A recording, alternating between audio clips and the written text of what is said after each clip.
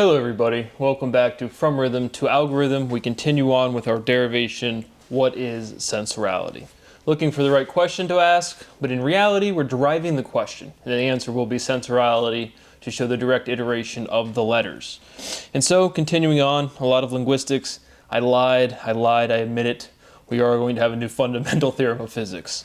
It does change a lot, but again, the whole concept of even like writing theorems is just like so, there's infinite of them.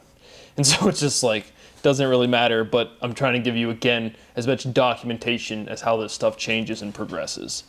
And so, continuing on, sentiality sensates, right? Essential, generalized, sentiality sensates. Sensating is viscerating, right? Another word, again, I've said it, visceral. It was very visceral. You say it, I say it. What is viscerality? What is visceral? It's like you can feel it. It's very sensorable. It's sensation. It's, again, something with this word visceral always pops out. But sensating is viscerating. We use the word eviscerating to mean shredding, tear you to pieces. I'm going to eviscerate you. Take off the E, emotion, motion, eviscerate. What is visceration? Viscerate, visceral. Sensorality viscerates. Sensorality serrates, and that is spelled with a C. So again, reminder, there's only two spellings when I say sensorality. That is sensorality. That is our open definition form. Our completable form is sensorality, censer. Again, another profoundly massive result, showing the contraction to it is what it is, being the general form of all solutions. And if you take the word, if you say I censor, the only way to contract that is, or with an S, to get is. Another huge logical result that I'm sure doesn't really strike you as poignant, but it really, really is. And so, but again, even that result doesn't matter. The final result will speak for itself. But sensorality with a C, serrates, C-E-R-A-T-E-S. Serrate, celebrate. Substance is substantial. Mass is substance. Stance is position. Substantial is consequential. To substantiate is to qualify. So now again, if you follow this proof right now, you're part of the secret science team that's stealing all of my shit, or if you watch this in the future, you'll notice at the beginning, right, a lot of the times I'll have to substantiate is to qualify. And we kind of drop these prepositions. Again, that's kind of like laying the groundwork. All of this proofing is coming from the reduction. And so we're reducing all of this logic, and that is why we don't have these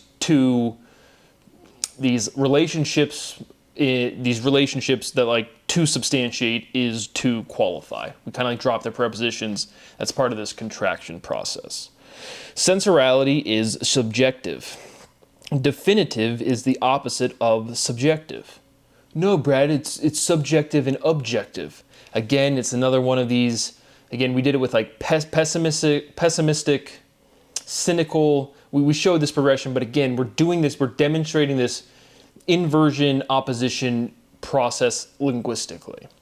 And so, again, naturally we arrive at definitive is the opposite of subjective. If it's subjective, it's open for interpretation. If it's definitive, it's not. And typically people will present the dichotomy as subjective and objective. But again, this linguistical similarity, the closer they are linguistically or the sound, the more similar they are logically. And the purpose is to like differentiate to be more comprehensive. And so definitive is the opposite of subjective. Objective is definite or definitive. Worth pointing out, I kind of say definite and definitive interchangeably. Definitive is conclusive. Sensorality is conclusive. Inconclusive is indefinite. Sensorality is sustainability. Sustainability is maintainability. Maintainability is maintenance. Sensorality is maintenance. Again, another one of those words that is always pops out at me, and then maintenant in French. In that structure of that word, it's like, what's going on there? Sensorality is documentarity. Sensorality documents. Sensation filters documentation, right? We got some files coming in. Oh, we're going to talk about these ones. Are we not going to talk about these ones? What should we do? Differentiality produces diversitality. If you differentiate, you diversify. And now we can restate the fundamental theorem of physics, because again, the when we say, right, sensorality, that is our variable, that is the sound, and now we're showing you why you represent that sound with certain letters in different contexts. And so the two forms of those words, again, we've shown a bunch at this point, but censorship, right? C-E-N-S-O-R-S-H-I-P. That's a word that has meaning, but it does not mean, again, people choosing to filter things. It starts with a C. We've proven that. It doesn't strike you as logically meaningful. It's profoundly logically meaningful.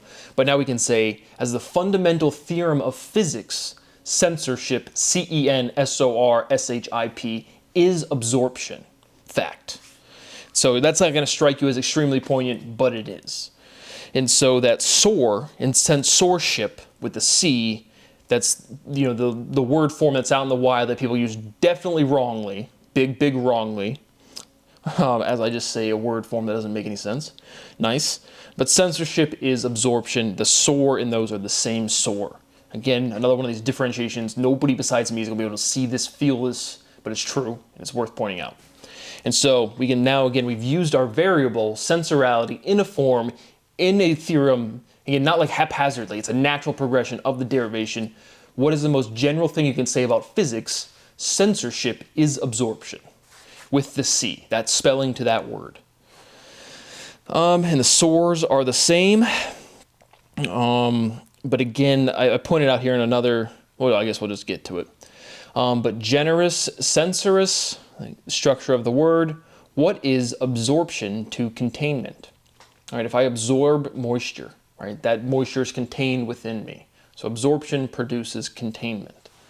What is deduction to, what is deduction to reduction? I wrote deduction twice because I'm a renard.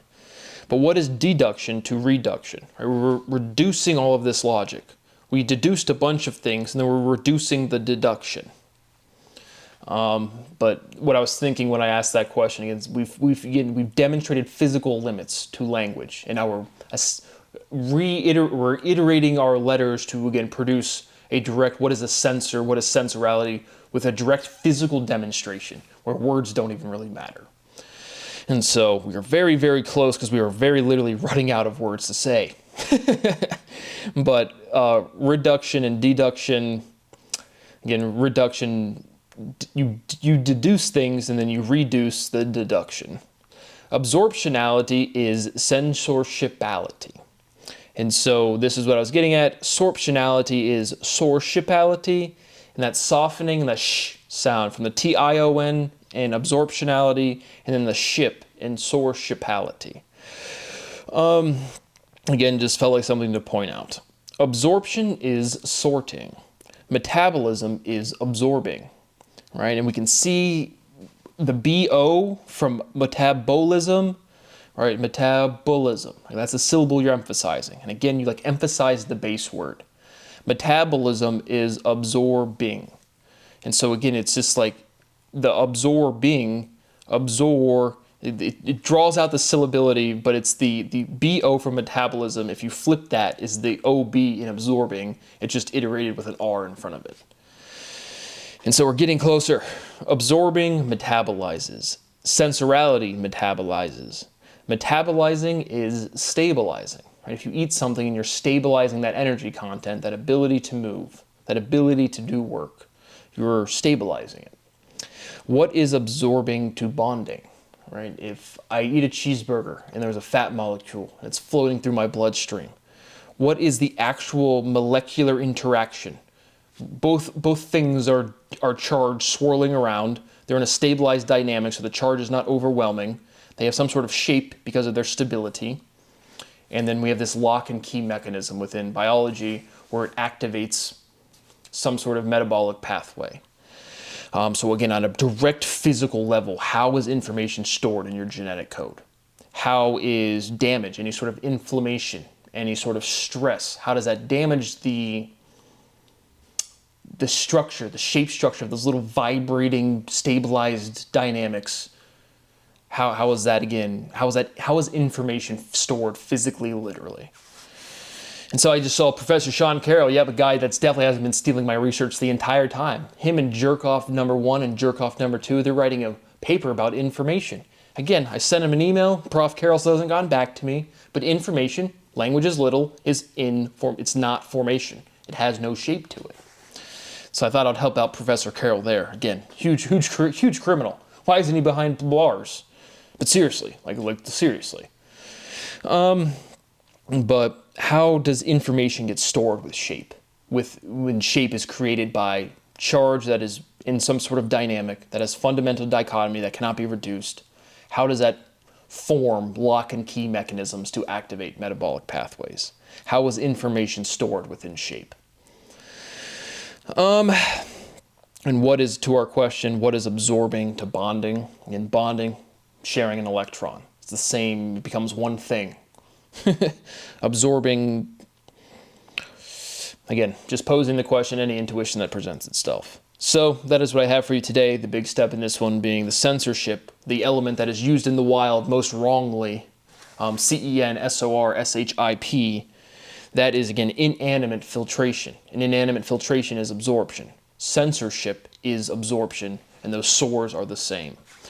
So we got to be very close. I said I was done saying that like 200 episodes ago, and we continue on. But that is what I have for you today. My rights continue to be violated. All I've been asking for this entire time is a little bit of money. Yep. Thank you for watching. See you on the next one.